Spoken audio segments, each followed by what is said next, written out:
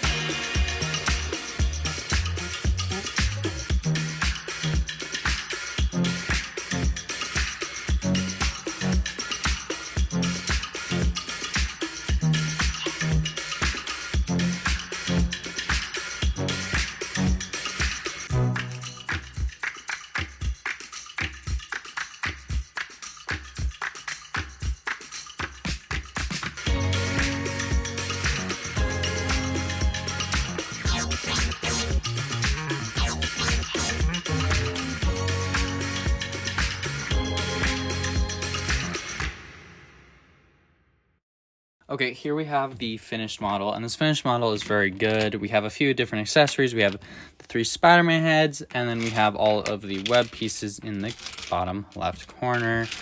And then we also have a few different pieces that you could use as stands, as extra pieces, and you have, I think, 2 extra two extra parts, so you can make different pieces. So you can make a different web piece, and you can make a different, clear piece. So we have one web that they can shoot out, and then we have all the Power Blast pieces and a few different little accessories, including the extra parts. I'm going to break up the minifigures into 3 different categories. First, we will start with the side characters that aren't the Spider-Man or the villains. First, we have Doctor Strange, which is the inaccurate Doctor Strange. This Doctor Strange is from Multiverse of Madness and not Spider-Man No Way Home. You can tell because of the eye of Agamotto on his chest. And he uses the old face print, though, which I personally think is lazy, that they use the minifigure from the new Doctor Strange movie, but I'm happy they still have the new cape, because this cape mold is absolutely amazing. And it's a basic minifigure overall. Next, we have our second ever iteration of Ned Leeds in Lego form. And this minifigure is very good. It has the very simple printing of the jacket, with yellow arms and blue legs. Comes with, I believe, a new hair mold and a different face print. He has the old head mold. Next up, we have MJ, and MJ is very good. It's very simple and similar printing to the previous one we got on the old Spider-Man sets. And she has very basic printing. Again, the old head mold. We'll go on to the villains. So first, we can start with Green Goblin, and we'll take him off of his speeder. And you can see he has plain green legs, which is the worst minifigure in the whole set, in my opinion. The legs kind of take away from the minifigure. So what we can do is a little bit of mixing. So we have the Green Goblin from the Daily Bugle set, and I think he comes in one or two other sets, but if we take the legs from him, place it on this Green Goblin, I personally really enjoy this, and I think it looks fairly decent. It doesn't look horrible, but it's definitely better than what was before. It might even be more accurate, and you can even change the torso. Also place the head mold, which is a little strange, but the ears do take away. I do like the purple part of the head mold, and he does have a secondary face, which is a really angry look, but we will keep the green legs on him for now for this review. Next, we can take a look at his glider, and his glider is very simple. It does look very good for a Green Goblin glider, and we can place him right on it. There are 2 studs there to place him on, and he looks fairly good. You can also place him one other up, which does not look good, but the studs are there. You cannot place the pumpkins there because of how the minifigure sits on the glider, but he still looks very good. And compared to the one from the Daily Bugle, it's not horrible. The one from the Daily Bugle is a bit small, though, and it does work, but the new one is definitely a little bit better, personally. It is still very small, but you can put one of the pumpkin bombs onto here. It's not a very good fit, but if it's angled up, you can place one on there. And then there's a second one on the set, which you can place on the other one. And personally, that's a more complete look. So it would have been cool if they could have done something like this and have them backwards on there with the green translucent pieces, which they don't have. So they could just do a lime green, have them backwards, and like place them like this with the heads on with like translucent green pieces there. And I think it would look really good to be able to put these on, and it makes the glider look much more finished, but instead you can just leave it out and you can have him hold the pumpkin bombs.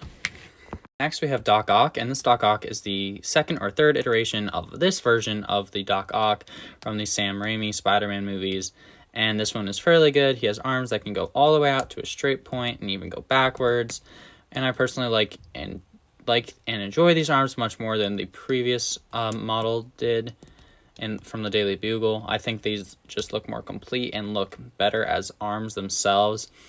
He has a secondary face, which is just a happier look from when he gets fixed from the serum, and then, not the serum, he had the chip put in his back, which has the printing for the 4 arms on his back, which is not too bad whatsoever, and this minifigure really looks good to me, and it's huge that they have this in this set, and is a really nice collector's item. Next up, we have an Electro. And this Electro is a fairly good model. He has the new lightning pieces on the back using 4 Infinity Stones, the Mind Stone, on the back. And he has one face print with a newer hair mold. And overall, it's very basic and good printing, though. And this minifigure works for me. It's nothing crazy, except for the lightning pieces are really cool. But I do like this. It's not bad at all. Next, we have the Spider-Man. First, we have Tom Holland Spider-Man, and he's a very basic minifigure. It's the exact same one as the one we've gotten before, except the face print is ever so slightly different. And the hair print is also different. So he has the really big face, probably for when his aunt dies. Spoiler. And yeah, he is not too bad at all. Let's get into the next phase. So next we'll do Tobey Spider-Man, and this Spider-Man is very good, has very good printing all around him. It's absolutely amazing that we're getting this in Lego again. I'm really happy to have this in my collection. And we can have this face on, which personally does not work as well. It uses the Han Solo face. This one is not too bad, but it's better than Tom's, I think, but it still does not work. The lines on the face are a little bit iffy, but it's still not horrible. Last up, we have Andrew Garfield Spider-Man, and this one is personally my favorite minifigure in the set. It has this huge spider for the printing, huge eyes, and very nice printing all around, and the beautiful back print. And then he has his own face too. So he has, let's put it on him. He has the hairpiece that is commonly used for Andrew Garfield mocks, and we have his face, but his secondary print face does look really good, and I think a lot like him from the movie. This is the preferred face in my opinion.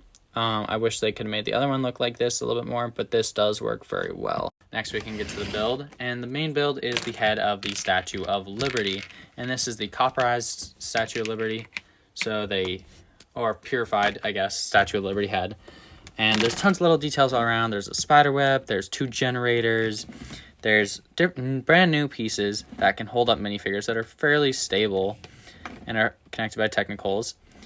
And if we swivel around, we can see the hair and a little back part, which can open up. You can see the Sanctum Sanctorum Lego set. Next, if we take a look at the top, we have a Doctor Strange portal.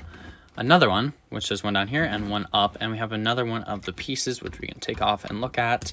It just has a slight bend and a Technic pin at the bottom. So we can take off the head of it, and we can see a little Sandman poking out with his hand, which is the only reference to Sandman in the set, but there's going to be a set next year that includes Sandman and the Lizard and Electro in the same set.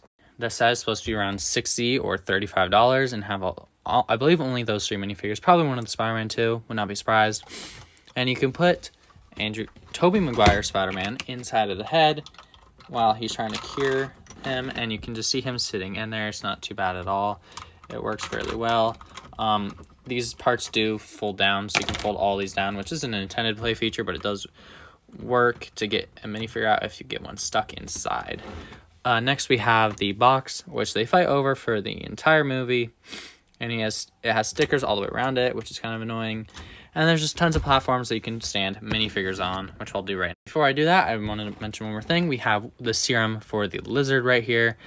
And I believe that's the only serum on here. I haven't seen any other ones, but I'm pretty sure that's one for the lizard. It looks the most like the lizards, or it could be Sandman's, now thinking of it. But yeah, let's get the minifigures on. One more thing I wanted to mention is that the new Spider-Man minifigures have the new head mold. Here we have a view of all the minifigures on. We have the Green Goblin right here going for the box. We also have Doc Ock going for the box as well. You can place the minifigures however you like. And then we have the 3 Spider-Man and Doctor Strange fighting Electro on the top of the Statue of Liberty. And you can place these minifigures however you want to. Overall, this is a pretty good set. $110 is not worth this at all for the set.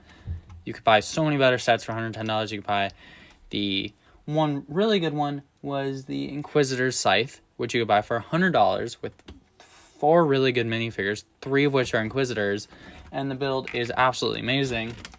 And not even including the 2 other Star Wars sets that are absolutely stunning, which were the Typhane, the Fane Fighter, and the TIE Interceptor from Star Wars, which is $100, and you're getting 2 ships for this price, which this is not worth it. I mean, it does have 900 pieces.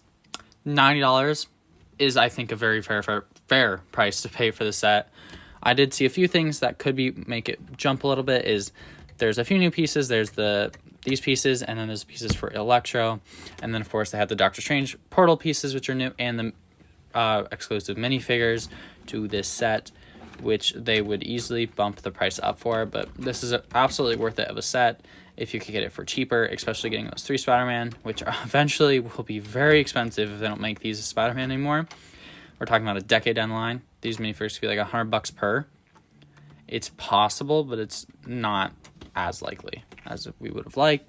It's not as likely. But thank you so much for watching this video. I'll see you all again soon, and goodbye.